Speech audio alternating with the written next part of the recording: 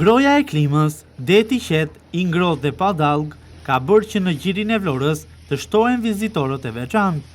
Delfinët janë kthyer në shoqërues të grupeve të turistëve që udhëtojnë në ture brenda gjirit të Vlorës, por edhe të peshkatarëve të qytetit.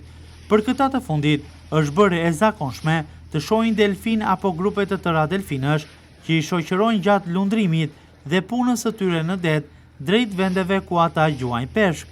Kjo video vjen për televizionin 6+ Vlora, ka një prej peshkatarëve të qytetit. Ajo është filmuar ditën e diel brenda gjirit të Vlorës, në kohën kur sapo do të nisej për gjuhë e tij. Në video shfaqet një delfin që shoqëron varkën e peshkimit, e cila niset për të gjuajtur pranë ishullit të Sazanit. Delfini qëndron pranë varkës për disa minuta, duke luajtur rreth saj dhe më pas largohet. Personat në bord, peshkatarë të qytetit, kanë nxituar të nxjerrin telefonat dhe të filmojnë këtë moment të bukur për ta. Delfini duket i pashjetësuar nga varka që lundron dhe tepër miqësor me ta, duke lundruar së bashku për disa minuta.